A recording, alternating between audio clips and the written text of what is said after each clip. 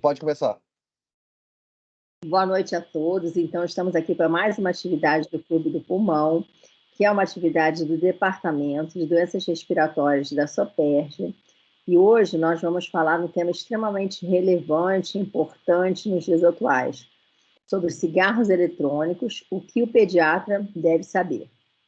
A doutora Patrícia Barreto, ela é presidente do Departamento de Doenças Respiratórias da SOPERJ, ela é pneumologista pediátrica do Instituto Fernandes Figueira e professora adjunta de pediatria da Unirio. Ela vai justamente apresentar um caso importante, interessante, que ilustra justamente a patologia. O doutor Alexandre Milagres é coordenador do Centro de Apoio ao Tabagista, ele é pneumologista e endoscopista respiratório e ativista em saúde. Estão com a palavra. Muito obrigada. Muito obrigada, Ana. Então, a gente está fazendo o nosso primeiro Clube do Pulmão de 2024. O tema são os cigarros eletrônicos e a saúde respiratória das crianças. E essa atividade ela é sempre desenvolvida baseando-se em um caso clínico. Então, a gente sempre traz um caso clínico para discussão e faz a contextualização. Queria agradecer muito a presença da Ana como coordenadora do evento, secretária do Departamento de Doenças Respiratórias da SOPERJ e também pneumopediatra do Instituto de Pediatria e Puericultura, Martagão Gesteira, UFRJ, e também professora de pediatria lá do IPPMG. E agradecer muito ao doutor Alexandre. Eu sou uma seguidora de todo o trabalho que ele faz e de todo o painel e de todo o debate que ele coloca em cena. Então, eu fiquei muito feliz, mas muito feliz mesmo quando ele aceitou estar aqui conosco, tá? É um pneumologista de adulto que não só é experiente no assunto, mas milita sobre o assunto, então ele vai poder contribuir muito conosco, pediatras. Bom, então vamos conversar um pouquinho. Por que nós estamos aqui hoje? Então, por que a gente está aqui hoje? Por que eu escolhi esse caso clínico para trazer para a discussão hoje? Primeiro, porque o tabagismo ele continua sendo uma doença crônica causada pela dependência à nicotina em todos os produtos à base de tabaco. Ela adoece cerca de 8 milhões de pessoas, ela é responsável por cerca de 8 milhões de mortes no mundo, então o tabagismo é responsável por cerca de 8 milhões de mortes no mundo. No Brasil, chega a 450 mortes por dia. Lembrando que a nossa população pediátrica ela é exposta, na maioria das vezes, de forma passiva no início durante a primeira infância, e na adolescência inicia o uso recreativo. Uma outra informação importante que todo pediatra tem que saber: a nicotina ela é a principal responsável por causar o vício e a fixação do indivíduo por esse tipo de material. E o Brasil, no mundo, no mundo, ao longo das últimas décadas, a gente vem observando uma queda importante nas taxas de tabagismo, na prevalência de tabagismo na população acima de 18 anos. Quando a gente observa os dados do Centro de Controle do Tabagismo, a gente observa que da década de 2000 até 2020, a gente observa uma queda importante em ambos os sexos, tanto no gênero masculino quanto no gênero feminino, na população de 18 anos, quando a gente trata do tema tabagismo. O Brasil, há uma semana atrás, e vem se comentando ao longo dessa última semana, o quanto que o Brasil está mostrando a sua lição de casa. Uma queda significativa, um dos países com maior percentual significativo de queda da população tabagista. E essa queda a gente vem observando, quando a gente observa a série histórica, a gente vê que essa queda ela vem sendo gradativa e crescente, ok? E a maioria das vezes, assim, na maioria da literatura sobre o assunto, a gente observa que existiram alguns pontos históricos importantes em relação ao Brasil, que eu acho que, inclusive, eu estou até levantando a bola, né, para o doutor Alexandre depois poder nos ajudar em relação ao debate. Existiram muitos pontos históricos, marcos históricos, que mostraram para a gente, que nos ajudaram em relação à queda da prevalência do tabagismo na população brasileira. Então, a gente tem o primeiro imposto específico para o cigarro, que foi instalado em território brasileiro na década de 90. Ainda no final da década de 90, a lei sobre acesso dos jovens ao tabaco, ao cigarro, em 1998. Entre 90 e 98, especificamente em 96, as imagens de advertência e restrição de publicidade e as leis sobre o ambiente livre de tabaco e o aumento do valor e dos impostos em relação aos produtos também foi determinante. Olha como a queda foi significativa nesses anos em que houve a instalação dessas intervenções. Já entre os anos de 2000 e 2021, intensificaram as imagens com advertências em relação às consequências do tabagismo, as consequências para a saúde em relação ao tabagismo. E aí também se instalam os programas de tratamento para indivíduos tabagistas, ou seja, a oferta de estratégias e programas estruturados de tratamento. Tá? Em 2003, novamente, a lei dos aumentos dos impostos ao cigarro. Em 2006 também, e outras leis municipais que começaram a surgir a partir de 2007, inclusive no Rio de Janeiro, restringindo o uso, restringindo a permissão do fumo, né, na maior parte dos ambientes, ok? Bom, e aí quando a gente fala da população brasileira acima de 18 anos, a gente tem esses números que nos deixam animados. Agora, quando a gente fala entre indivíduos entre 13 e 17 anos, esses dados que foram retirados do PENSE de 2019, eles mostram que, em relação à população de adolescente, isso não aconteceu. Em relação à população de adolescente, a gente observou um aumento das taxas de tabagismo, tá? Em ambos os gêneros, tanto masculino quanto feminino, mas principalmente no feminino, a gente observa nesse gráfico aqui da esquerda. E aí a pergunta que fica o que pode estar levando, o que pode estar fazendo com que essa faixa etária ela aumente, a gente esteja observando a verificação do aumento das taxas da prevalência de tabagismo nessa população. E aí, quando a gente vai fazer o estudo por subgrupo de produtos, né, de dispositivos utilizados, não tem jeito. O cigarro eletrônico, ele chega e se estabelece, e ele vem sendo responsável por essa alavancagem, por esse aumento do tabagismo na população de adolescentes. E aí, a gente tem uma ideia, e é outro dado que o pediatra também precisa estar ciente. A gente tem uma ideia que a gente acaba construindo de que, sendo um produto, né, quem lê hoje sobre cigarro eletrônico e sobre vape, tem a ideia de que se trata de um produto caro, que se trata de um produto muito nocivo à saúde, em que tem componentes ali que a gente conhece a composição e conhece o dano no sistema respiratório, e, na verdade, no indivíduo como um todo, mas a gente tem também uma informação de que, sendo mais caro, quem estaria alavancando a utilização, as taxas de utilização desse tipo de dispositivo, seria a população com maior poder financeiro, com maior poder econômico financeiro. E, na verdade, esse estudo do PENSE, esses dados do PENSE, ele mostrou que, independentemente das escolas públicas ou privadas, houve um aumento da utilização desse tipo de dispositivo. Esse aumento ele é mais evidente, porém, na grande parte das regiões, não estatisticamente significativo nas escolas privadas, ok?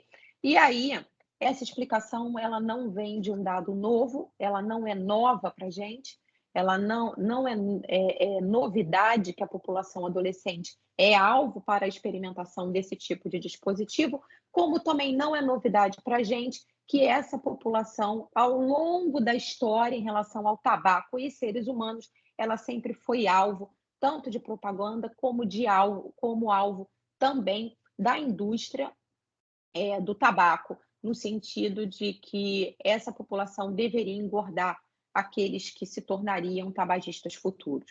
Então, a gente observou no slide anterior várias propagandas utilizando personagens infantis, utilizando pessoas alegres, figuras com aspecto de figuras de mães felizes, alegres, e fazendo apologia ao tabaco. Esse filme é um filme que eu acho que me marca muito. Em 2006, eu era coordenadora da residência do Hospital Geral de Bom Sucesso, e eu fazia uma atividade com os residentes de pediatria como um todo, que uma vez por mês a gente assistia um filme e a gente fazia uma revisão crítica desse filme. O que ele teria para nos mostrar? Um desses filmes foi esse, e assistindo ele novamente, eu queria compartilhar com vocês essa cena. tá? É a cena em que o senador norte-americano chama a indústria do tabaco, foi um momento histórico, né? Depois o doutor Alexandre também vai poder comentar alguma coisa com a gente, sobre a iniciativa do combate ao fumo nos Estados Unidos. E aí ele fala, pessoal, o que está acontecendo lá fora? Eu só tenho visto bandeiras brancas, as vendas estão caindo, esses são os grupos, o fumo entre adolescentes, nosso mercado mais importante está diminuindo.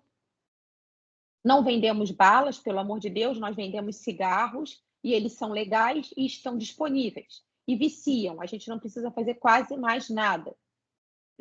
E aí, exatamente para mostrar isso, né? Então, o jovem, o adolescente, ele sempre foi alvo, e ele vai continuar sendo alvo quando a gente fala de cigarro, quando a gente fala de tabaco, quando a gente fala de vício de nicotina. E aí eu apresento o caso clínico para vocês. Um adolescente de 16 anos, rígido, natural do Rio de Janeiro, estudante do primeiro ano do ensino médio, e que chega à emergência pediátrica com uma queixa de dor torácica. Essa dor torácica tem um início súbito, em repouso, cerca de 2 horas antes da admissão. E tem uma característica opressiva, empontada, não modifica com a respiração, decúbito ou uso de medicação. Ele faz um uso de analgésico antes de ser encaminhado para a emergência. Ele nega qualquer outro sintoma, ele nega atividade física horas antes, ele nega esforço físico, ele nega qualquer outro tipo de esforço com a voz ou qualquer outra atividade, tá? É um menino previamente rígido, sem doença respiratória prévia, história familiar, sem nenhuma história familiar de doença, de agravos na família, uma história social, uma família bem estruturada e sem outros corroborativos ambientais que justificassem preocupação em relação ao caso, tá? No exame físico, ele chega afebril, acianótico, anictérico, lúcido e orientado. Ele, hemodinamicamente, ele encontra-se estável, uma frequência cardíaca de 72 batimentos por minuto, uma PA de 120 por 80, uma frequência respiratória de 21 incursões por minuto, uma oximetria de 94, e ele tinha um ritmo cardíaco regular em 2 tempos, bulhas normofonéticas, sem urgência jugular patológica, mas ele tinha uma limitação da expansibilidade pulmonar, expansibilidade torácica, então ele expandia parcialmente o tórax, mas a ausculta não tinha ruídos adventícios, ok? O abdômen era flácido, timpânico, peristáltico e indolor à palpação. E apresentava crepitações à palpação da parede torácica anterior, próximo à região clavicular, ok? Bilateral, tá? Bom, imediatamente é solicitada uma radiografia de tórax para ele, que a gente observa uma área cardíaca normal, partes moles e ósseas também normais, não há sinais de fratura de costelas, não há sinais de trauma de partes moles, os diafragmas são normoposicionados e normoinclinados, e a gente observa, eu não sei se vocês vão conseguir observar, eu não consigo apontar aqui com o mouse para poder apontar para vocês, mas ele tem toda a silhueta cardíaca marcada por uma linha hipertransparente, bilateralmente, configurando uma imagem sugestiva de pneumomediastina, ok? Bom, a princípio, com essa radiografia de tórax, os colegas da emergência imaginam que tenha sido um pneumomediastina espontâneo e eles encaminham o paciente, encaminham o adolescente para uma tomografia computadorizada de tórax. Essa tomografia computadorizada de tórax ela foi feita sem contraste e a gente já observa desde o primeiro corte que já há enfisema subcutâneo bilateral na região cervical, exatamente aonde era palpado a crepitação, e a gente observa um enfisema, um pneumomediastino que disseca a árvore respiratória. E eu vou colocar o filme aqui para vocês, exatamente para a gente poder ver toda a dissecção da árvore respiratória. A gente observa que aqui também, disseca também em volta do pericárdio, ok? Bom, e aí esse paciente, após o resultado desse exame, a equipe volta à beira do leito, tentando encontrar as possíveis causas para esse pneumomediastino, que a princípio foi um pneumomediastino espontâneo, lembrando que as principais causas de a definição de pneumomediastino é a presença anormal de ar extraluminar dentro do mediastino, ok? Essa fuga aérea ela pode acontecer por causas intratorácicas e extratorácicas. As causas intratorácicas, qualquer causa que leve à elevação da pressão intrapulmonar, exercício, a ventilação mecânica, o paciente TPOC, a criança ou adolescente asmático e alguma alteração de voz, então alguma manobra exaustiva, intensa ou súbita da voz, do manejo das cordas vocais, também pode levar a um aumento da pressão intrapulmonar, podendo levar a um pneumomediastino, a fuga aérea, tá? Existem também as causas iatrogênicas relacionadas a procedimentos realizados em ambiente hospitalar, o trauma torácico fechado ou aberto e a ruptura esofágica.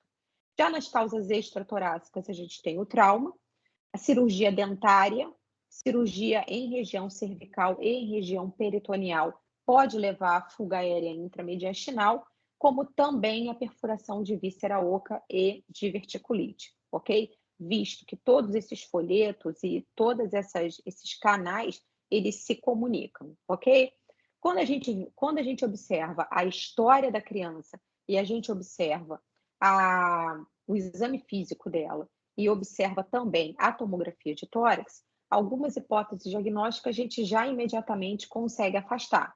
Então, a gente afasta, esse paciente não está em ventilação mecânica, ele não é um paciente DPOC, ele não tem história de asma, ele não foi submetido a nenhum procedimento, ele não tem nenhuma alteração semiológica e nem visível à tomografia ou no exame físico de trauma, não há sinais de ruptura esofágica, principalmente na tomografia.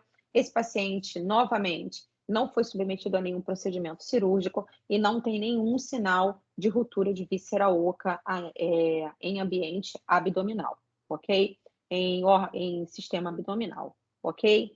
Bom, e aí, eles entram em contato com a especialista, eles entram em contato, na verdade, comigo, a pedido do pediatra, e eu, por coincidência, eu havia lido recentemente artigos sobre manifestações pouco usuais ou raras dentro do ambiente de emergência e de UTI acerca do uso de cigarros eletrônicos na adolescência. E havia, na verdade, 2 artigos numa série histórica de mais de 10 anos que falavam sobre a possibilidade da síndrome do extravasamento aéreo, inclusive relatando a possibilidade de pneumotórax ou pneumomediastino isolado, ou então, inclusive, o ar dissecando a coluna vertebral. E aí, eu sugeri à equipe que pudesse ter a etiologia como o uso de cigarro eletrônico, visto que era um indivíduo, um adolescente ígido, que não tinha nenhum fator de risco. E aí, e expliquei que essa causa de pneumomediastino, ela poderia ser decorrente da elevação da pressão intrapulmonar e que existiam, hoje, algumas teorias para o acontecimento desse tipo de situação. E aí, a médica, a princípio, refutou a possibilidade, mas ela foi até o leito e perguntou ao adolescente sobre o uso do cigarro eletrônico. E aí não foi nossa surpresa quando ele refere o uso nas 48 horas anteriores, durante uma viagem da escola, tá? Uma viagem com os amigos da escola, aonde ele usou durante, pelo menos, somando-se as horas em que ele relatou o uso, mais de 18 horas do dispositivo eletrônico para fumar, segundo ele, contendo somente nicotina, todos os dispositivos flavorizados, ok? E ele negava a utilização de dispositivos contendo THC. E aí, excluídas todas as possibilidades, esse paciente foi internado, ele foi hospitalizado, foram colhidos painéis virais, hemocultura, foram afastadas causas infecciosas, causas estruturais, causas cardiológicas, então ele teve toda a avaliação cardiológica e através de um diagnóstico de exclusão, ele teve como diagnóstico um pneumomediastino causado pelo uso de cigarro eletrônico prévio a doença. E aí, quais seriam as principais teorias que hoje existem exatamente para o pneumodiastino acontecendo durante o uso do vape? Então, esse vídeo aqui eu consegui baixar para vocês, eu vou ver se eu consigo aumentar a velocidade, que é para não gastar muito tempo. E, na verdade, ele mostra como acontece essa possibilidade. Então, na verdade, o indivíduo ele fuma ininterruptamente, dando várias tragadas. Essas várias tragadas durante o fenômeno, durante a manobra inspiratória, ele não exala completamente, ele não expira completamente, portanto, ele aumenta o volume pulmonar, ele aumenta o volume residual final. Com isso, ele aumenta a capacidade, o volume pulmonar final a cada inspiração fica progressivamente maior, até que, em uma manobra de tosse, ou mesmo espontaneamente, ocorre a síndrome do extravasamento aéreo. Ela não necessariamente, inclusive na maioria dos relatos, nos 2 relatos que eu encontrei e na revisão que depois eu trouxe para vocês, eles descrevem, inclusive, a ocorrência do fenômeno não relacionado ao uso naquele momento do cigarro eletrônico. Então, na verdade, ocorre normalmente após o uso, ou seja, esse indivíduo relata o uso mais intenso, pelo menos nos 2 a 3 dias anteriores ao evento. Então, isso pode acontecer, ok? E aí, o que eu encontrei desse tipo de literatura para poder trazer para vocês? Então, foram 3 trabalhos principais que eu encontrei, que foram os 3 relatos de caso e uma revisão sobre as principais alterações radiológicas sobre o uso do vape, além da EVALI, que já é um comprometimento pulmonar que a gente conhece, que a gente já vem estudando desde a sua primeira descrição em 2019, ok? O primeiro foi esse caso, que foi um caso raro de pneumomediastino induzido pelo vape, também um indivíduo adolescente entrando na fase de adulto jovem, também com a mesma história. Nesse caso, ele relatava o uso tanto do vape contendo THC, quanto do vape contendo somente nicotina, mas todos eles eram flavorizados, ok? Esse artigo foi publicado em 2021, ok? Bom, esse artigo ele foi bem interessante, é um artigo que eu acho que vale a pena e depois eu posso compartilhar com todos. É um artigo que, na verdade, ranqueia, né, as principais alterações radiológicas visualizadas, tanto em adultos quanto adolescentes, em relação ao uso do cigarro eletrônico dentro de uma série histórica longa, ok? Esse artigo foi publicado em 2020, tá? Então, ele descreve aquelas imagens que a gente está acostumado, né, a ler, principalmente na literatura, e observar, que é aquela imagem com padrão de vidro fosco, com padrão heterogêneo, então, opacidades centrolobulares. Muitas vezes, no início, existe uma pobreza da radiografia simples de tórax, muito evidente, tá? Algumas outras lesões de padrão de vidro fosco com a distribuição mais central, então a gente também pode visualizar, mas novamente o que é marcado, o vidro fosco, o padrão heterogêneo, tá? E aí ele fala sobre o pneumomediastino como uma lesão ocorrendo raramente, com mecanismo fisiopatológico descrito semelhante ao que eu coloquei para vocês, e podendo ou não estar associado já à doença parenquimatosa, ok? E a própria EVALI, né, que é a forma clássica de acometimento e talvez a mais grave, normalmente cursando com insuficiência respiratória importante e progressiva, e que o primeiro grupo, né, de pacientes em que houve a descrição da doença foi em 2019, ok? Mostrando as imagens, podendo evoluir para um padrão de doença pulmonar obstrutiva crônica, ok? Esses são os critérios da doença que já possui CID, inclusive, né? Descrita em 2021 e estabelecida a sua denominação em 2021 com a doença relacionada ao uso do cigarro eletrônico. Então, eles colocam como critérios uma lesão pulmonar grave, aguda e fatal, causada pelo cigarro eletrônico, normalmente expressa por uma doença intersticial progressiva associada à lesão de pequenas vias aéreas, hipoxemia e insuficiência respiratória. Esses são os critérios de 2021 que a Organização Mundial de Saúde complementa. O padrão radiológico que ele exemplifica, mas a gente já sabe que desse padrão original nós já temos essas variações que eu descrevi para vocês, e esse é um outro artigo muito interessante que fala sobre o impacto do vaping na saúde respiratória, especificamente na saúde respiratória e especificamente na população de adolescentes, tá? Então ele fala desde a lesão térmica possível, relacionada à lesão térmica da mucosa das vias respiratórias, da mucosa oral, inclusive, causada pelo produto, até o dano das vias aéreas, o dano alveolar e o dano epitelial, inclusive com comprometimento intersticial.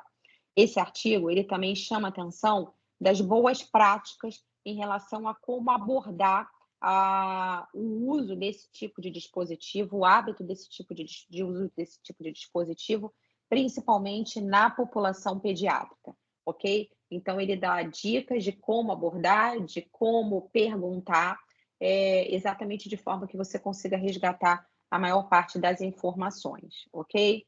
Ele também coloca alguns critérios de inclusão. Então, ele diz, se o paciente tem sintomas respiratórios e foi exposto ao vape, relata ter sido exposto ao vape, principalmente através de fumo ativo, através de uso ativo, né?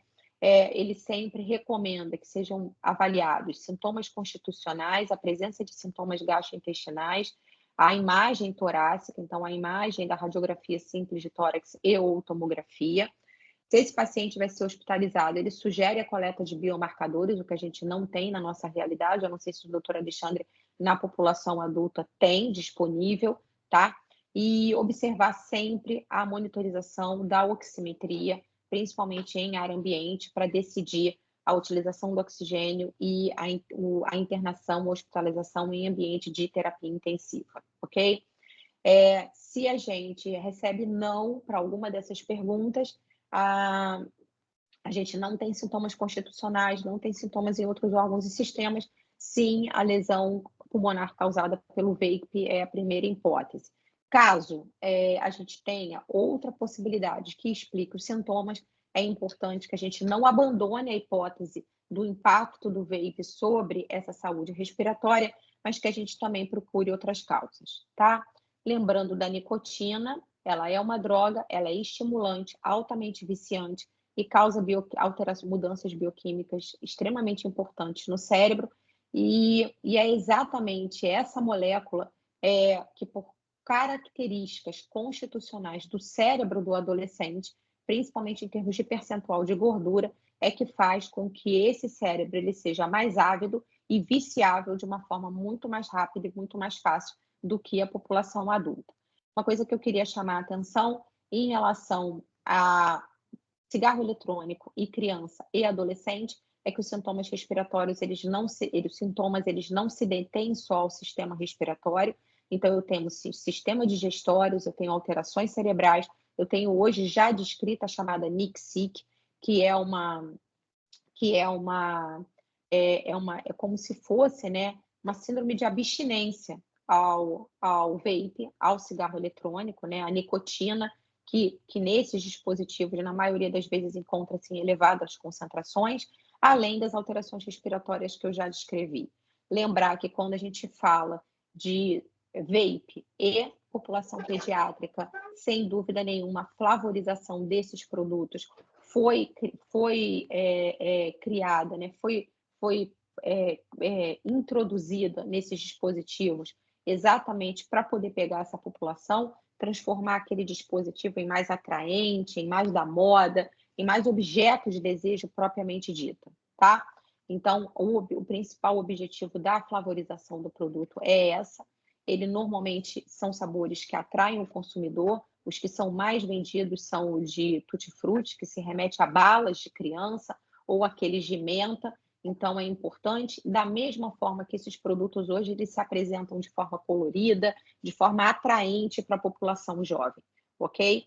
Além de flavorizar, o que mais a gente coloca no vape? Algumas substâncias que eu estou listando aqui, só para animar aí a nossa discussão, algumas substâncias que já têm impacto conhecido na saúde para o ser humano, como o propileno glicol, que é um cancerígeno no grupo 2B, já muito bem classificado, e algumas outras substâncias que a gente não sabe o que elas vão ter capacidade de causar quando inaladas, porque até então nunca foram pelo ser humano, ok? Como a glicerina, veículos oleosos, como a vitamina E e a vitamina A.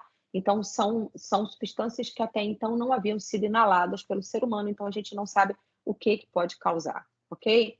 Irritação em mucosas, o aerosol do cigarro eletrônico, ele entra no pulmão e deixa resíduos químicos.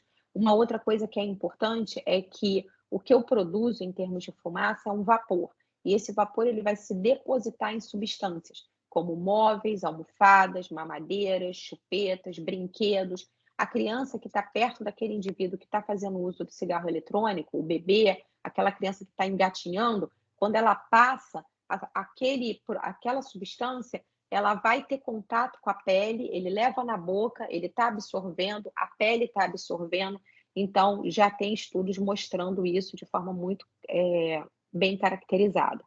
Eu gostaria de agradecer, terminei dentro do meu tempo, exatamente para que a gente consiga ter um ambiente de discussão muito próspero.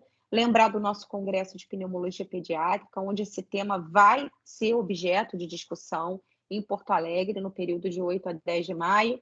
Lembrar do nosso estudo, mais uma vez, pessoal da pneumopediatria, nosso registro está indo de vento em polpa.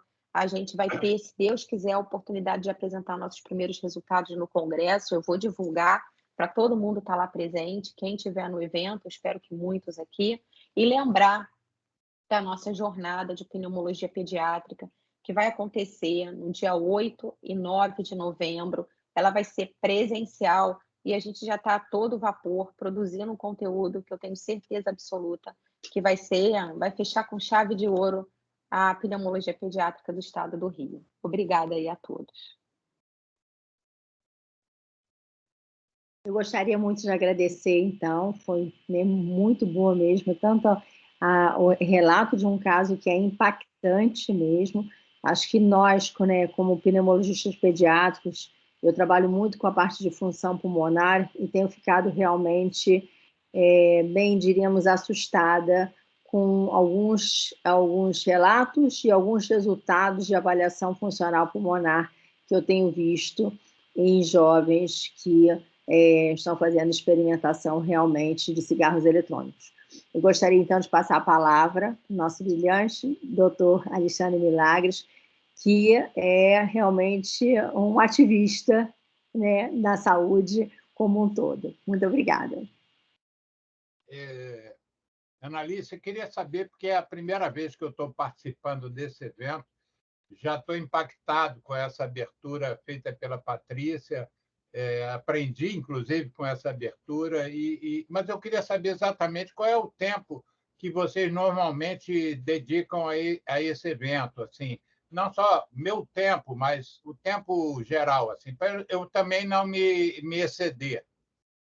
Olha, nós normalmente temos até 1h20, 1h30, mas normalmente cada palestrante fala durante 30 minutos e aí nós abrimos para algumas perguntas que possam estar no chat para que sejam respondidas.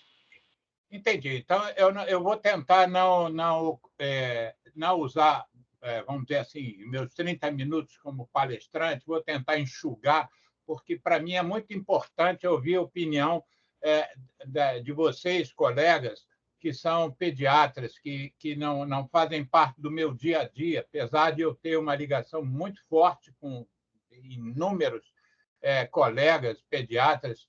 Por exemplo, o que eu aprendi sobre tabagismo em crianças, eu aprendi com o Clemax Santana, lá do IPPMG, né?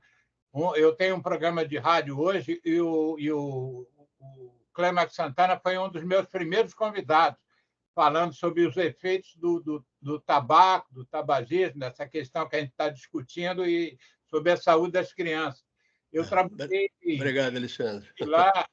O Clemax está aí? Não acredito. Estou aqui, estou escondido aqui. Obrigado. Que emoção, Clema! Não tinha te visto. Obrigado. Que barato, legal. Professor Clêmax, se o senhor quiser abrir a câmera e participar do debate. Infelizmente, obrigado, mas eu não estou conseguindo abrir a câmera, porque esse programa aqui está meio enrolado comigo. Mas agradeço, Alexandre. Clêmax, eu fiz um programa outro dia com uma oncologista que se formou comigo, e essa oncologista diz que no meio dela, no meio dos oncologistas, os oncologistas da geração dela são chamados de oncossauros. Aí eu me considero hoje um pneumossauro, e você seria um pneumologista, um pneumopediatrossauro. É isso aí. Que bom te ver, tá? Estou satisfeito de reencontrar. Durante mais ou menos mais de 30 anos, trabalhei no mesmo hospital com uma pediatra que vocês também devem conhecer, do IPPMG, o Clêmax, nem pensar, que é a Kátia Machado, né? A Kátia Machado criou um projeto muito interessante ligando a história do cigarro ao Dom Quixote. Então, ela tem umas histórias maravilhosas, que o Clêmax deve conhecer também bastante. Inclusive, lançou recentemente um livro sobre essa história dela. Você pode falar alguma coisa, Clêmax? Não, realmente você tem razão. Ela fez uma história para crianças, né? Ilustrada, baseado na questão do tabagismo, e teve um sucesso bastante razoável, porque o livro já foi traduzido, se não me engano, para 2 ou 3 línguas. Então ou mais, né? Então foi ela. A Kátia está aí, ela está simplesmente. Sim, a Kátia está ali também. Ela está aí, ela está na área. Não acredito. Kátia foi presidente do Centro de Estudos do Hospital Rafael de Paula Souza, que era o meu hospital, onde eu trabalhei 36 anos direto, e eu era o vice dela. Isso, que bom, que beleza, que beleza. Você está aí, A gente está desvirtuando aqui o objetivo da do evento. Não, essa é uma homenagem merecida a ela. Eu estou querendo aprender com você, Alexandrão, meu guru do tabagismo. Alberto e você... Alberto Araújo. E você, meus gurus do tabagismo. Vamos tocar o barco. Kátia, você sabe que o Alberto começou a trabalhar com tabagismo, agora, modéstia totalmente à parte. Ele diz assim, que o Alberto era um pneumopediatra também, né? Médico do trabalho. E ele disse que ele viu uma palestra minha nos anos 80 que, assim, sensibilizou ele, tanto que ele virou um militante do tabaco, e foi o maior militante do tabaco que o Brasil teve nos últimos, sei lá, 20, 30 anos. Infelizmente, ele nos deixou por uma doença grave e tal, há 2 anos, mais ou menos, mas ele era da MB, ele era, enfim, todos nós sabemos da história do Alberto. Mas o Annalise, eu vou voltar ao tema agora, se você me permite. Fiquei tão emocionado com essas pessoas aqui. Eu não sabia que o rosto do Clêmax, da cara, não apareceu na imagem. Mas, enfim, eu vou contar um pouquinho, usando assim, vou enxugar ainda mais o tempo que eu iria falar sobre o tema. Eu vou falar um pouquinho sobre a minha iniciação no tabagismo, para depois chegar ao momento que a gente está hoje. Eu sou de uma geração fumante. O meu pai era fumante, meu avô era fumante, o avô, por parte de mãe, também era fumante, meu padrinho era fumante, e eu virei fumante com 17 anos, iludido por uma ideia, na época do vestibular, que eu estava ansioso, que se eu fumasse eu ficaria mais calmo para fazer o vestibular para a medicina. Eu entrei para a Unirio com 17 anos de idade. Eu fiz 18 em maio de 1973. E eu comecei a estudar tabagismo em 1976. Eu estava no 4º ano de medicina, e aquela coisa de acadêmico de medicina que quer ir para congresso, não entende 90% que está sendo discutido lá, mas a gente se sentia bem, eu fui para lá. E eu tive a felicidade, aí eu vou chamar realmente de felicidade, eu agradeço aos deuses do universo, de ter assistido uma palestra de um cara absolutamente fenomenal, chamado Mário Rigato. O congresso era um congresso da Sociedade Brasileira de Pneumologia e Zoologia, tinha, então, palestrantes de todas as partes do país, e eu caí nessa palestra do Mário Rigato falando sobre cigarro.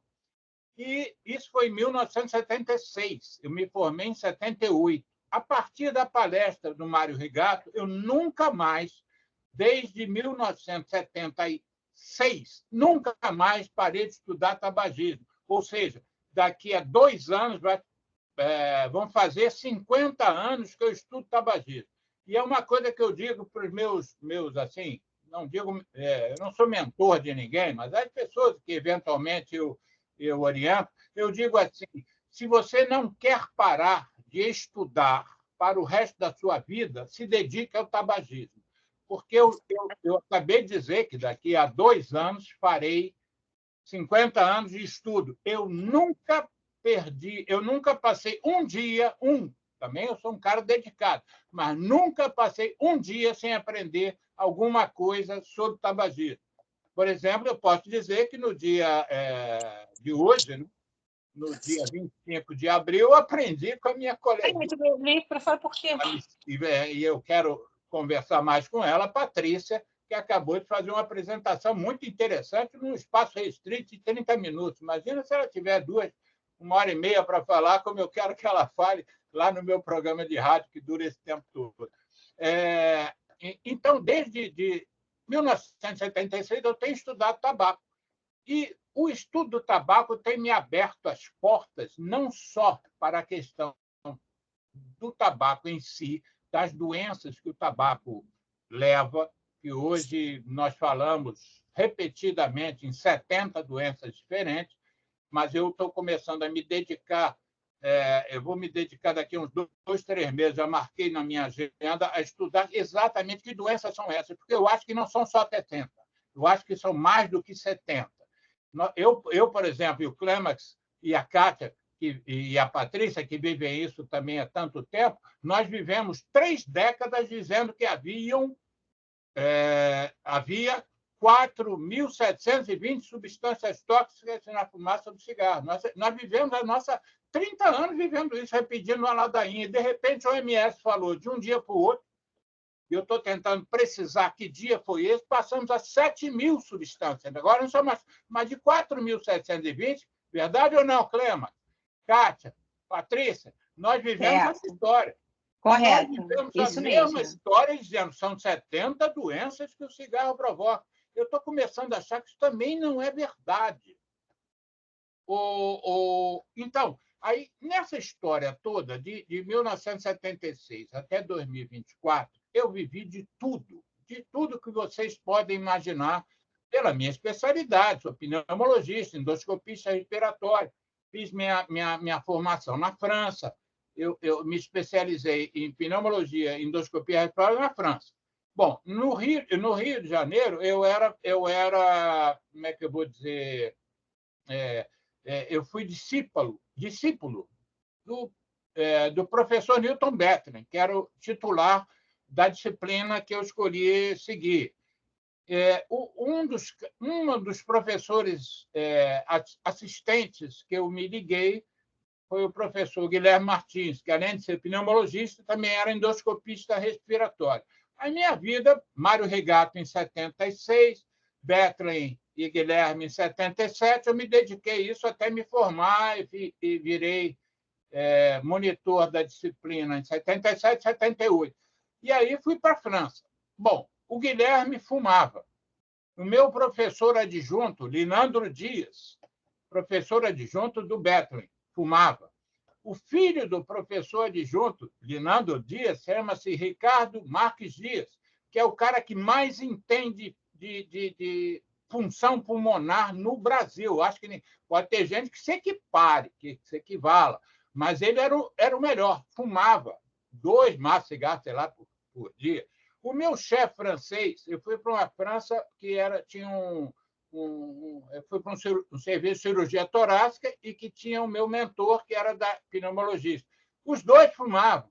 Meu pai infartou com 42 anos, meu avô morreu de câncer de garganta, meu outro avô morreu de câncer de pulmão, o meu padrinho, que também fumava, morreu de enfisema.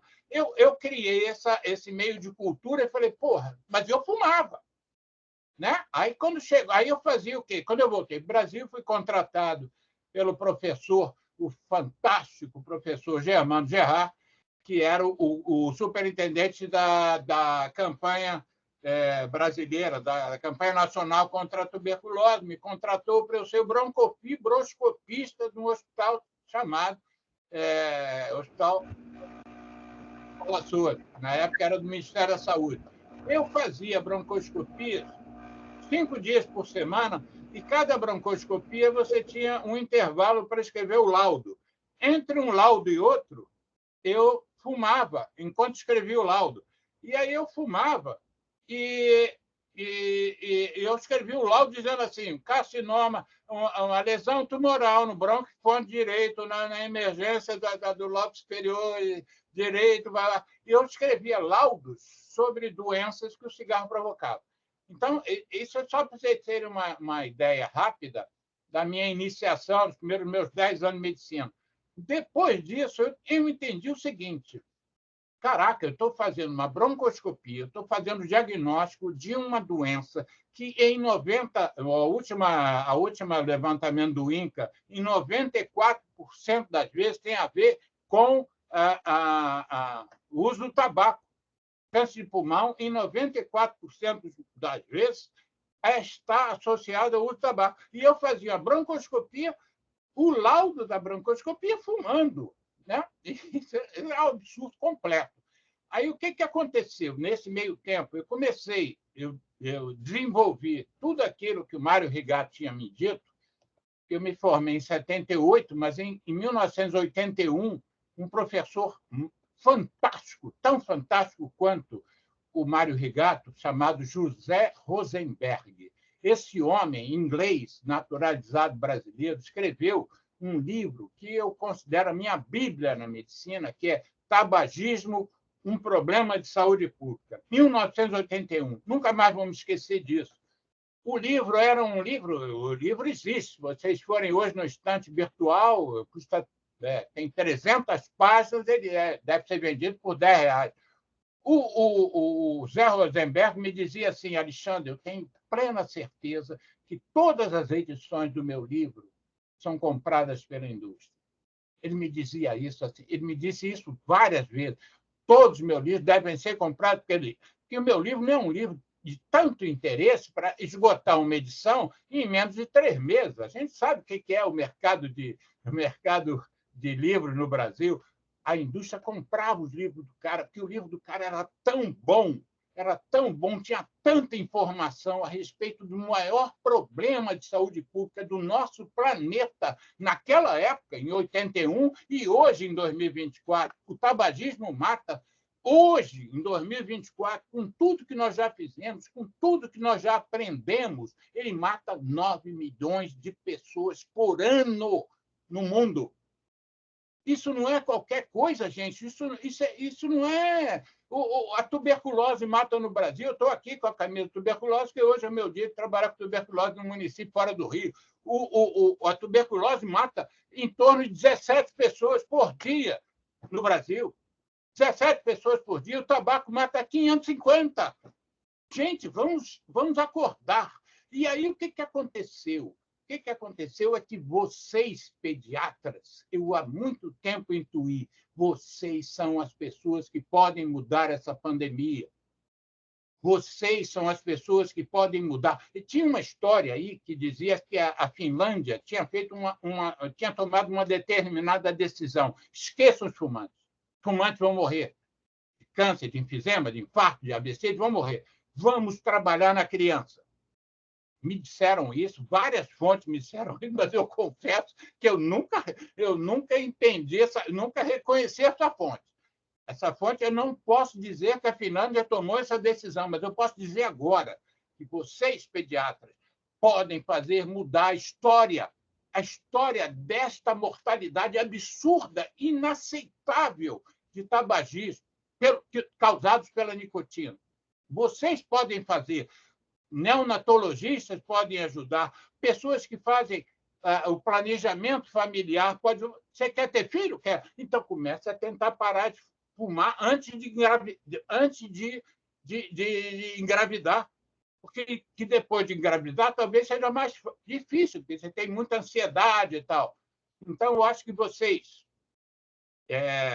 como um grupo, eu hoje faço um trabalho como ativista, aí eu vou para o meu lado ativista agora, um trabalho que eu acompanho no mundo inteiro o que está sendo feito em termos de protagonismo. Eu quero separar as sílabas, que é o valor que eu dou. Protagonismo juvenil. As crianças são mais receptivas às mensagens de um adolescente do que as mensagens minhas, da Kátia, da Patrícia, do Clêmax, você também, Annalise. As crianças estão mais receptivas aos meninos de 15, 16, 17 anos. Mas quem é que está abastecendo esses meninos de 15, 16, 17 anos com informação para que eles passem às crianças? Vocês, pediatras, vocês podem ter essa ação que eu ainda não estou vendo claramente, mas que eu acho que é um caminho natural. Vocês têm mais capacidade de instruir os meninos de 16, 17, 18 anos do que eu.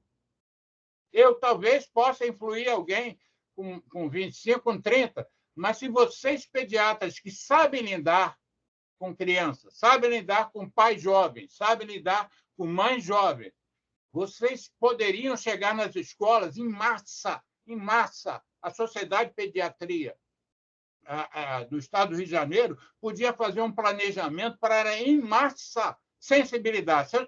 A Secretaria de Educação, que é omissa, o Ministério da Educação é omisso nessa questão, e vocês poderiam, de repente, criar um movimento em que vocês influenciem, vocês sensibilizem, capacitem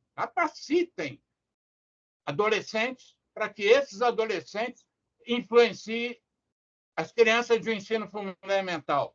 A indústria do tabaco é uma indústria criminosa.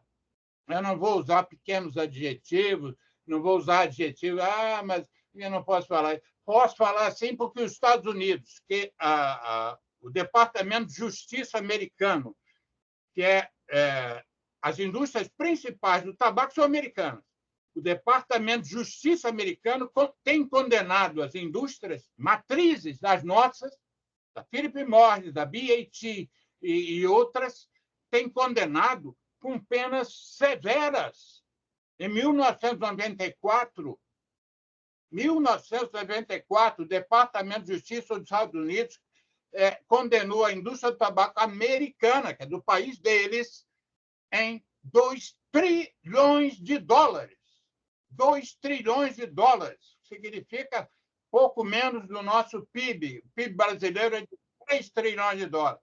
Ou seja, uma empresa, um grupo empresarial, uma corporação foi punida, pagou quase o nosso PIB em 1994. Daí surgiu um filme chamado The Insider, com um ator conhecido, que é o Grohl, o que fez o Gladiador, e esse cara fez o papel do Insider. O Jeffrey Wigand, que é o protagonista do filme real, é muito meu amigo, desde a década de 90, fez o prefácio do meu livro. Eu tenho um livro eletrônico chamado Fumar para Quê? Meninas e Meninos. O Jeffrey Wigand fez o prefácio do meu livro. E o Jeffrey Wigand é considerado pela Organização Mundial de Saúde um divisor de águas no enfrentamento do tabaco. A OMS diz antes e depois do Jeffrey Wigand. O que o Jeffrey Wigand fez? Denunciou todas as estratégias de marketing da indústria do tabaco. Ou seja, quando eu falo que a indústria do tabaco é criminosa, eu posso falar e eu não tenho nenhum temor de receber um processo. porque essa decisão e essa conclusão foi tida pelo Departamento de Justiça dos Estados Unidos, matriz dessas empresas. Então, quando vocês, e eu espero que vocês realmente assumam essa briga. Vocês têm hoje, como eu e o Clemas, somos dinossauros, e a Kátia é uma dinossauro um pouco mais nova, e a Patrícia ainda mais. Eu espero, eu conclamo vocês a que assumam essa guerra e assumam a cobrança da Secretaria de Educação do Estado, pelo menos, como a SOPERJ é uma sociedade estadual de pediatria, eu espero que vocês façam isso um movimento que se torne exemplo para o Brasil. O que é que uma sociedade médica de pediatras conseguiu, junto com a sociedade a Secretaria de Educação, transformar a iniciação no tabaco? Vocês que são pediatras, para eu encerrar, eu vou falar de um pediatra que eu não sei se vocês conhecem, chamado Joseph de Franza. O Joseph de Franza, com um Z no final, ele é da Universidade de Massachusetts e ele fez... os estudos dele levaram a ele a fazer uma seguinte afirmação, que é uma afirmação que eu sigo há mais de 20 anos. Ele disse o seguinte: para os geneticamente determinados, não estou falando o maço, que na minha época, quando eu era jovem, médico, e entendia como é que uma pessoa se vicia em tabaco, diziam que precisavam de 100 cigarros. O que se falava naquela época era isso. 5 maços de cigarro, se você fumar 5 maços de cigarro, você fica viciado. O Joseph de Franza provou, e o símbolo que ele usa é um anzol. Aliás, os ingleses também usam um anzol. Um cigarro para os geneticamente determinados pode ser suficiente para ele virar dependente para o resto da vida deles. Você hoje tem 13 anos de idade, experimenta que seu irmão mais velho experimentou, que seu pai fumante, sua mãe é fumante, seu padrinho, seu avô, como eu. Um cigarro, você experimentou. Se você tiver a genética da dependência em nicotina, você vai ficar dependente. Ou seja, o nosso trabalho é fazer com que jovens, no início da adolescência, ou mesmo na fase final da infância, que é a fase que você quer descobrir as coisas, você evite experimentar um cigarro, porque um cigarro, se você for pego, se o anzol te pegar, não te larga. E, de repente, você, quando tiver 60 anos de idade, você vai fazer um câncer de pulmão. E um roteirista fantástico, o roteirista que fez o filme Instinto Selvagem, Basic Instinct, ele disse: o cigarro ele foi bancado no primeiro filme pela indústria do tabaco. Ele diz assim: se você for pego com criança, daqui a 50 anos, quando você for pego por criança, é um barulho. Daqui a 50 anos, é o barulho de um revólver. Doutora Alexandre, a doença te pega. Então, eu acho que o papel de vocês, pediatras, a oportunidade que vocês têm nesse momento, sobretudo nesse momento que a indústria está querendo fazer de tudo para viciar as crianças e adolescentes com a nicotina dos cigarros eletrônicos. Se vocês puderem agora se juntar em massa e oferecer uma resistência à saúde pública brasileira, depois da saúde fluminense, vai ficar muito agradecida.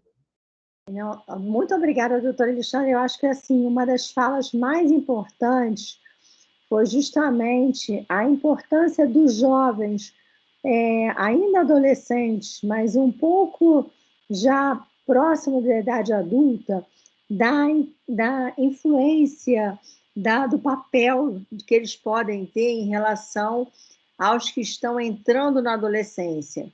Então, assim, realmente a SOPERJ está bastante preocupada. A doutora Elizabeth Parente, ela está na plateia e ela comentou comigo ontem, ela tem um importante papel em relação às ligas acadêmicas, que, na verdade, ainda são já são também mais próximos da idade adulta, mas ainda saíram há muito pouco tempo da adolescência. Aí eu gostaria, então, que a professora Elizabeth comentasse a ideia de... Ana, eu achei super interessante essa tua colocação.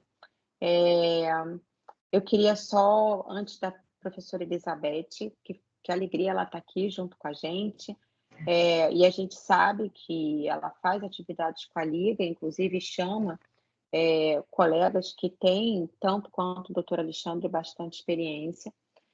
Mas uma coisa que é importante, né, que eu acho que o Alexandre ele deixou muito bem pontuado, né? Por que a sua fala foi tão significativa? Ela foi significativa porque nós pediatras, nós conhecemos e aprendemos sobre os efeitos do cigarro, da nicotina e dos seus subprodutos na população pediátrica. Mas o que é, como é que eu vou explicar? O que é muito necessário nesse momento, né? Eu acho assim, nós estamos tratando de gerações que nasceram e foram programadas para serem não fumadores. Se a gente observar os gráficos que eu trouxe no início da apresentação, e eu acho que foi muito importante, doutor Alexandre, muito importante essa pontuação histórica que o senhor colocou. Foi exatamente por isso que o senhor estrategicamente foi escolhido para estar aqui. Porque eu acho que é muito importante que o pediatra ele conheça essa história, ele conheça muito de perto essa história, para saber que, como tudo na história, já dizia meu pai, os ciclos vão se abrindo e vão se fechando, vão se abrindo e vão se fechando e vão se repetindo. E muitas vezes, da mesma forma que aquela bolsa que está guardada há alguns anos no nosso armário, ela volta a estar na moda, exatamente as estratégias, vamos dizer, de marketing, de venda, de aproveitamento do produto, ela também é recirculada e ela também é reativada e ela é reaproveitada. Então, na verdade, o cigarro eletrônico está invadindo a nossa população pediátrica e as estratégias que estão sendo utilizadas para que ele consiga ter sucesso e esteja vencendo essa guerra, né? Porque a gente sabe que a legislação está acontecendo, a gente sabe que as normativas, graças a Deus, a Anvisa aí, o nosso Clube do Pulmão acontecendo, né? Fechando com chave de ouro uma semana em que a gente teve a vitória junto à Anvisa, mas a gente sabe que na prática, a gente sabe disso. A proibição ela é necessária, ela é fundamental, porque a regulamentação ela não vai acabar com o principal motivo da indústria para pedir a regulamentação. As pessoas que são pró-regulamentação, elas argumentam que essa regulamentação ela deve existir para que acabe o mercado paralelo. E a gente sabe que a regulamentação ela não vai acabar, ela vai aquecer o mercado paralelo, porque é um produto de alto custo e é um produto que vai continuar a ter o seu genérico vendido no camelô, vendido no ambulante, vendido na rua para os nossos filhos. Então, isso daí é uma falsa ideia, é uma falsa afirmação.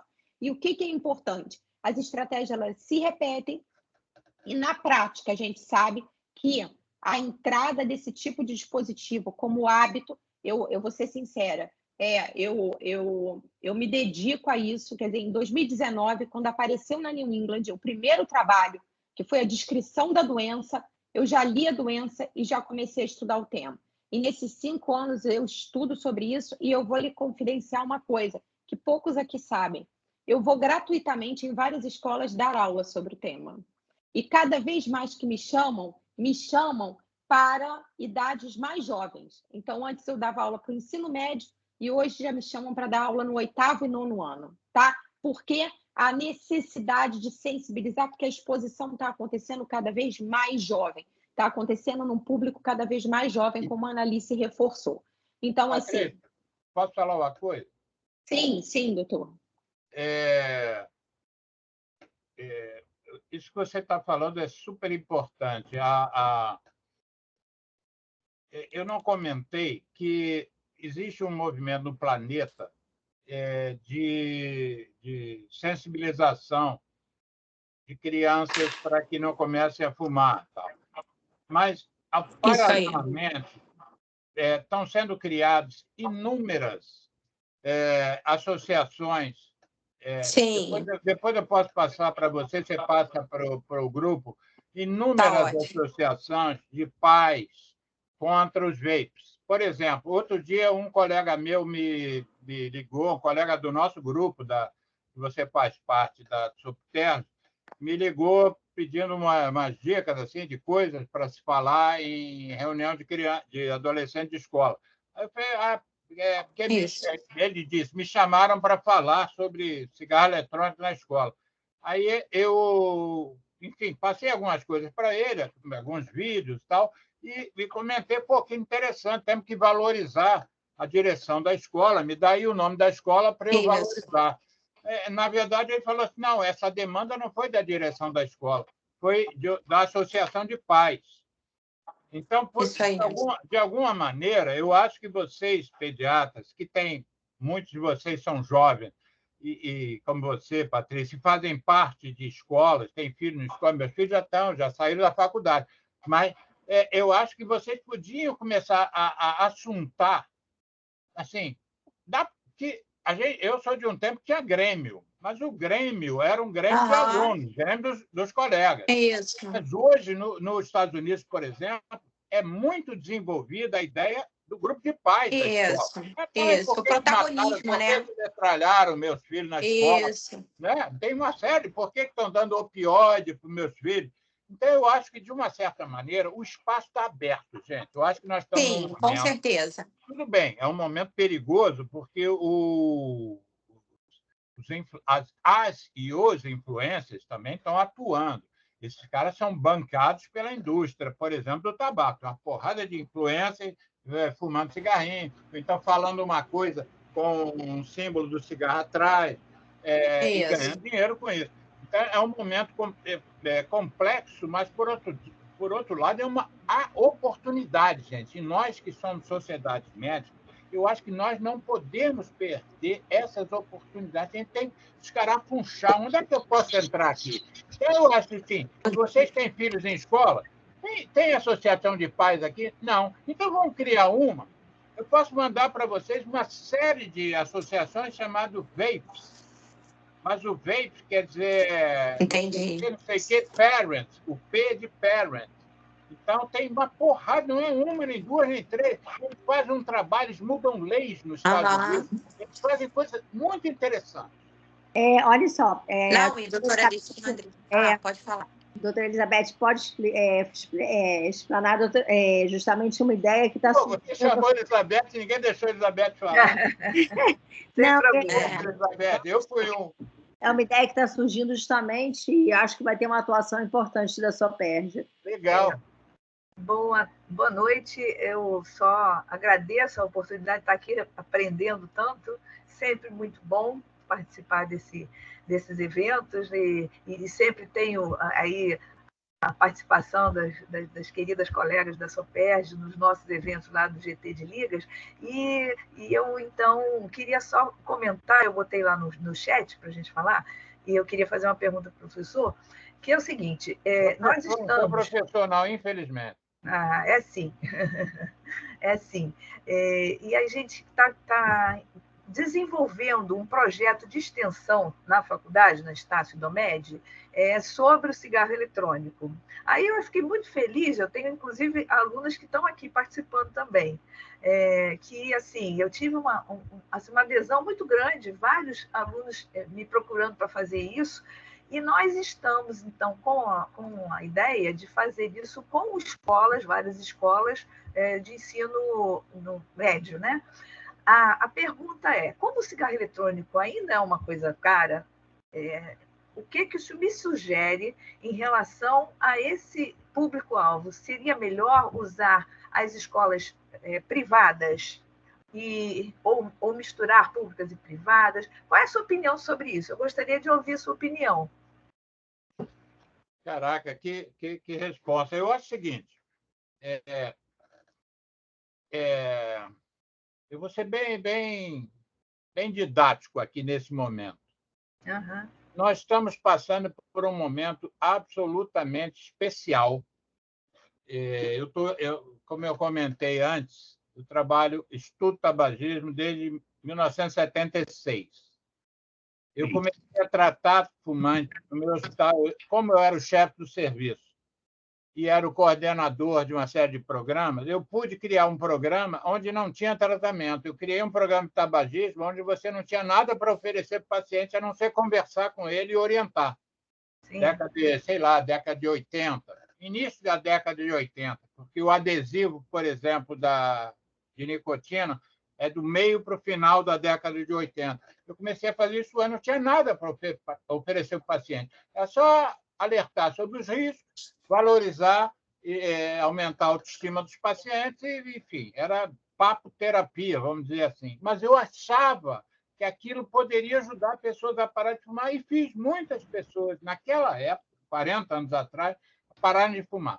Mas o momento agora, eu acho que se a gente tem energia, nós não temos energia sobrando, a energia é curta, nós temos mil atividades, mil questões que a gente precisa ajudar a população. 1000. Eu trabalho com AIDS, acidente de trânsito, violência, eu trabalho com tuberculose, meu segundo maior militância, e agora a gente está numa militância para tentar eliminar a tuberculose. Eu chego a ficar pasmo com isso, mas aderi, não discuto mais. No início eu discutia. O Ministério quer acabar com a tuberculose até 2030 no Brasil. E eu trabalho com tuberculose desde 1980 e só vejo aumentar. Mas eu sei que isso é uma questão que absorve a gente. Você, Elizabeth, você deve ter 1000 questões. Por exemplo, a Patrícia envolvida com insuficiência respiratória de crianças, hipertensão arterial pulmonar, doença intersticial. Né? É verdade. Aí, o que eu quero dizer é o seguinte: nós não temos, no momento, nos próximos 2, 3 meses, energia a despender. Se nós nunca fizemos nada pelos adolescentes, vamos guardar essa energia para gastar daqui a pouco e vamos nos centrar na segunda vitória que ainda nós não conquistamos. A primeira foi a Anvisa. Nós conseguimos, nós não, os técnicos da Anvisa deram uma derrota para a indústria do tabaco de 5-0. Por 5 votos a 0, nós mantivemos a proibição de cigarros eletrônicos. Só que tem uma senadora chamada Soraya Tronic, lá no nosso Senado, que criou, no ano passado, do nada, ela nunca esteve envolvida em nada no movimento contra o fumo, ela criou o PL, Projeto de Lei 2008-2023, e disse o seguinte: vamos liberar o cigarro. Só que com a derrota da Anvisa, com a derrota da indústria para a Anvisa, esse PL da senadora Soraya Tronic, é o nome dela, Soraya Tronic, do Mato Grosso do Sul. E eu comecei a chamá-la, e eu agora perdi as estribeiras, né? Vou fazer 70 anos daqui a 2 anos, né? Não tenho mais nada. Eu chamo ela de senadora Soraya Eletronic, não é mais Tronic, é Eletronic, que a campanha que ela faz é absolutamente absurda. E ela é daquelas pessoas ignorantes, mas assumidamente ignorantes, que ela não tem nenhuma vergonha de defender teses absurdas.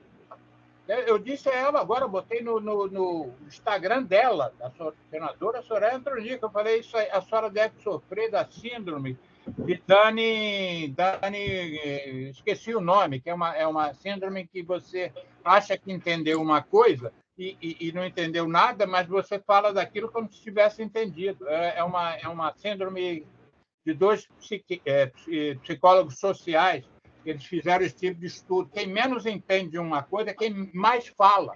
Quem mais entende fala: não sei, eu tenho uma dúvida, não sei se é exatamente isso. Ele deu um exemplo de um guitarrista que ele conhece que é bom pra caramba. Aí o guitarrista falou: você é bom pra caramba? Não sei, tem gente que sabe muito mais que isso. Mas o pessoal que tem a síndrome de Dunning, que eu esqueci o nome, diz o seguinte: a pessoa não entende nada, que é o caso da senadora, mas fala como se entendesse. Só que essa fala como se entendesse, como ela está sendo, entre aspas, arregimentada pela indústria, ela teve uma reunião de manhã na Comissão de Assuntos Econômicos do Senado, teve uma entrevista depois que acabou a reunião, que eu depois peguei a entrevista e editei, escrevi os 26 erros. Depois eu passo para você, Patrícia. Os 26 erros tá ótimo, tá ótimo. entrevista. Tá lá no CAT, né? Tá lá no CAT. Minutos. Depois daquela entrevista, ela foi para o gabinete dela e se reuniu com a Philip Morris. 7 dias depois, ela foi para o Japão e foi para visitar a empresa Japan Tobacco, uma senadora que diz defender a saúde da população brasileira, saiu do Brasil, foi para o Japão visitar uma empresa e depois se reuniu com o maior ícone dos cigarros eletrônicos, que é o menino do Vapor Aqui. Existe um site chamado Vapor Aqui, está ela do lado. Ou seja, talvez, no momento, nós precisamos reunir informação, conhecimento, combate a que esse PL 5008, 2023, que deve ser votado nos próximos 1, 2, 3 meses, não passe. Talvez o maior papel da Sociedade de Pneumologia de Pediatria do Rio de Janeiro hoje possa ser se enturmar disso, tem essa mulher, papapá, e combatê-la. Porque se o PL dela passar, vence a Anvisa, que é o Senado, é uma lei, não sei como é que funciona em termos de Constituição, mas nós estamos correndo um risco muito grande com ela. Então, eu sugiro assim, que a Sociedade Pneu, e você, Isabel, você que já vi que é vocacionada para essa questão, se intere desse momento político que nós estamos vivendo, se intere mesmo. Não esqueça de forma alguma tudo que você já pensou, do que você pode fazer para as escolas, mas, no momento, vamos ser políticos com a política. Nós temos que... Eu sou ativista, eu não falo mal da política, porque a política é fundamental. Quem criou a lei nacional, o Dia Nacional de Combate ao Fumo, foi o Sarney. O Serra, que eu nunca fui adicto, o Serra fez coisas muito importantes para o Programa Nacional de Combate à Tuberculose. Eu tenho leis contra o fumo no Rio e no Estado e no Brasil com pessoas de partidos que eu não sou coligado, eu não tenho relação com partidos que apresentaram. Então, pense nisso. Doutor Alexandre, foi ótimo. Doutora Beth, eu lá no Fernandes Figueira tem uma residente que está terminando, né? Ela acabou entrando em licença maternidade, mas o projeto dela é exatamente esse. Na verdade, a gente fez um projeto onde a gente, na verdade, procuraria traçar um panorama de conhecimento em relação ao nível de conhecimento dos alunos sobre os dispositivos eletrônicos. E aí a gente faria uma survey a partir da internet, né, uma web survey, e aí eu sou a orientadora dela. E aí a gente fez uma pesquisa e uma das nossas dúvidas era exatamente se a gente deveria investir nas escolas públicas ou nas escolas privadas. Exato. E aí ela apresentou o projeto, porque eles apresentam projetos em seminários, tá? Esses seminários acontecem de uma forma cadenciada, e aí a gente tem tanto epidemiologista como pessoas envolvidas na pesquisa clínica para poder julgar o projeto. E o projeto, né, na verdade, ele não acabou indo, né, para finalização porque ela entra de licença, mas o que acontece é que todos viram a dificuldade da gente fazer uma pesquisa dessa, dado vários fatores de confundimento na rede pública de ensino, principalmente em termos de comportamento da população. A gente já teria essas dificuldades nas escolas privadas, mas na escola pública a metodologia se transformaria em algo mais difícil.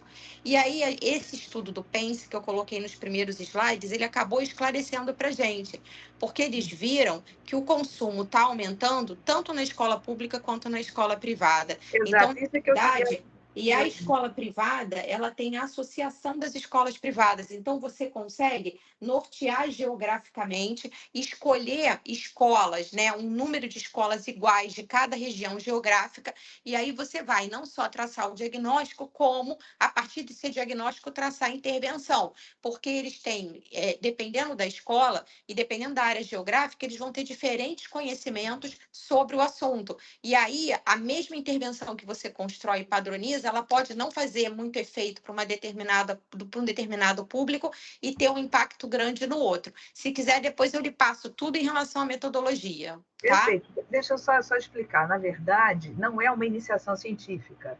O que nós vamos fazer é um projeto de extensão para sensibilização desse público-alvo, né? Então, na verdade, são alunos que nós estamos construindo isso, né? Uma ideia de fazer oficinas, fazer rodas de conversas, né? E uma questão que nos preocupa muito, nós fizemos, inclusive, uma iniciação científica sobre isso, sobre o uso de cannabis pelos adolescentes. E aí, a gente sabe que os jovens hoje estão usando cannabis no cigarro eletrônico. Quer dizer, nós temos 2 fatores de risco. Eu faço parte do grupo do professor João Paulo Lotufo. Nós tivemos até uma live com ele. Nós convidamos Isso. Você lembra, né? Lembro, claro. E aí foi... Eu mandei mensagem para o Lotufo para ele acompanhar a nossa live aqui. Não sei se ele está vendo. Isso, exatamente. Então, a ideia é claro que a gente sempre fala muito, né, a importância, entendo que o doutor Alexandre falou, que é importante, assim, advocacy é fundamental, né? A gente tem que trabalhar em paralelo, mas a ideia é trabalhar com os alunos, né, sobre isso. E aí, como a gente sabe que é uma substância mais cara, né? É um produto mais caro. Uhum. Aí eu queria ouvir de vocês sobre essa... Né? O que vocês sugeririam? Fazer a coisa... Acho que talvez eu começaria pelas escolas, eu acho que eu talvez começaria pelas escolas privadas. Eu azeitaria, eu ajustaria as oficinas, e aí depois eu caminharia, já com a coisa muito azeitada, muito bem consolidada, aí eu caminharia para a rede pública, porque aí vai ser envolvido a rede pública municipal, estadual, até podendo entrar no âmbito da rede pública federal, porque a gente tem as escolas técnicas, né, ligadas às universidades. Então, assim, eu acho um projeto de extensão muito interessante, muito interessante.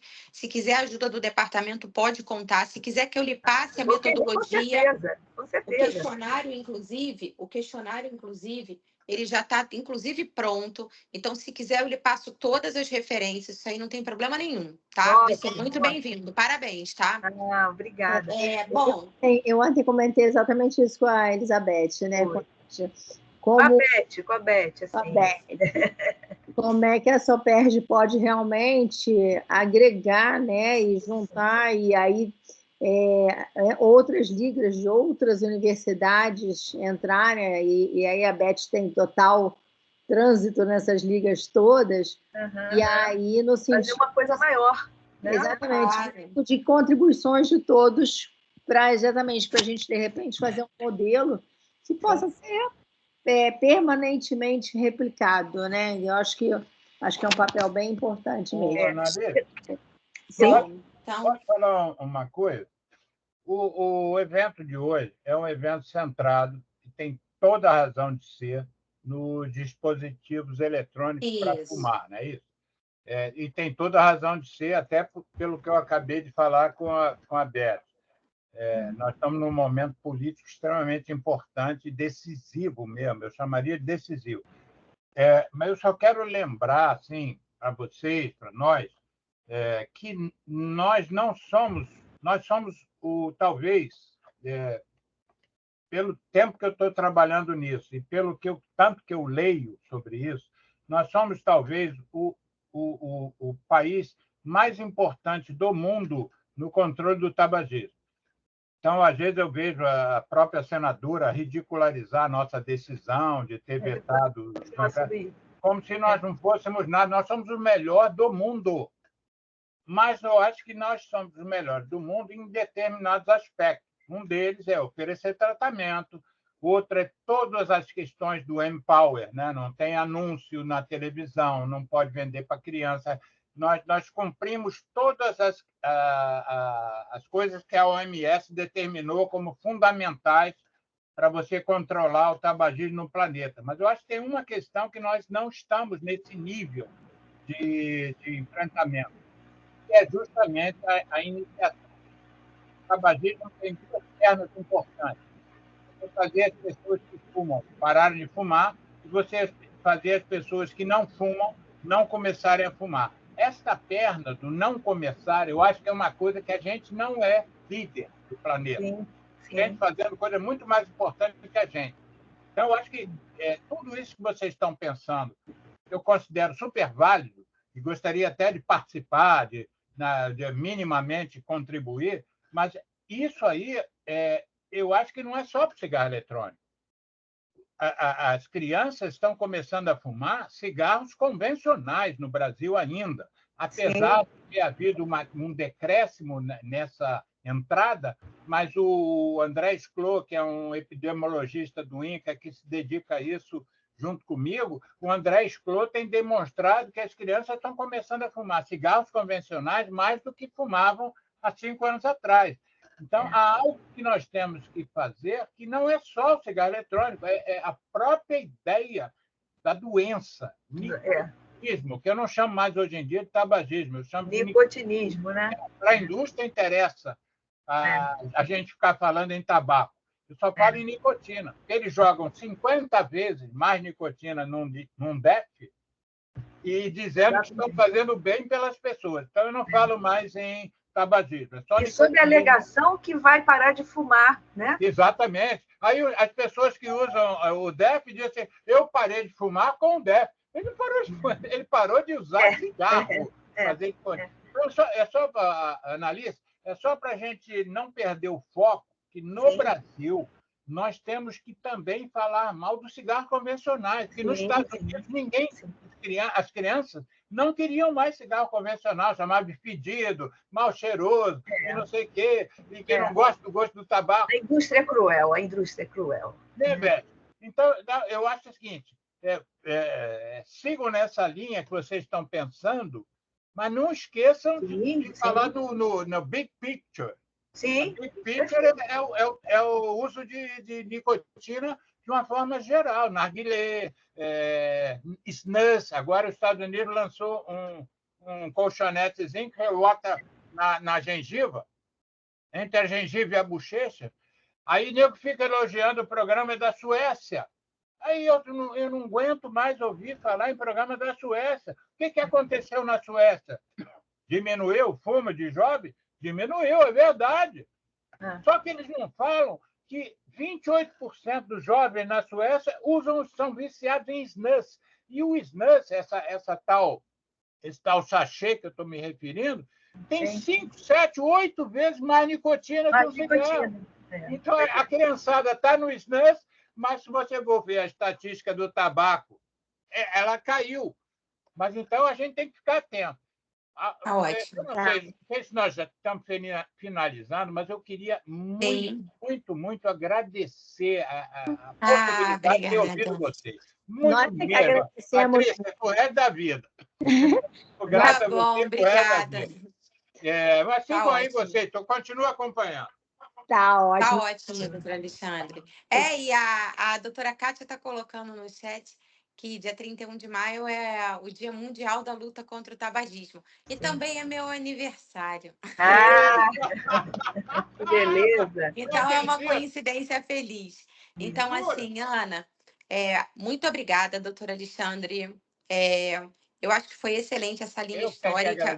E ela é muito necessária, porque só compreendendo o que a gente passou durante décadas é que a gente vai ter força para construir o que há de vir. Eu acho isso, tá? Independentemente de legislação, independentemente de normatização, a gente tem que fazer o nosso trabalho. E mais do que isso, eu gostaria que ficasse como lembrança para o pediatra, né? A gente tem que começar a pensar na morbidade relacionada ao uso desses dispositivos, porque a gente vai ter que pensar desde a atenção primária até a atenção terciária, passando pela emergência, o ambulatório, o nosso consultório. A doutora Kátia está fazendo várias considerações aqui no chat sobre a necessidade, sobre a doutora Margarete Dalpomo, enquanto presidente da SBPT, com experiência e luta nessa situação. Então, assim, eu acho que está na hora de todo mundo se unir mesmo. Ana, eu passo a palavra para você, que eu acho que agora a gente está indo para os encaminhamentos finais, mas muito obrigada, doutora Alexandre. Estaremos juntos aí no sábado. Eu acho que o mais importante... Você vai, então, confirmou, né? Oh. Acho que o mais importante realmente é isso, é saber que a luta ela é contínua, né? Eu não vou dizer nem que está começando, é exatamente isso, ela é contínua, e eu acho que a nossa parceria ela é extremamente fundamental. Porque tanto a Sociedade Brasileira de Pediatria, quanto a SBPT, e, obviamente, o tabagismo ele perpassa todas as outras sociedades também, é por isso que a luta é conjunta, mas que nós temos que estar atentos o tempo todo. Tá? Olha, muito obrigada mesmo. Obrigada a todos. Todas, tá? Boa noite. Boa noite, obrigada. Boa noite, doutor. Estou encerrando a gravação.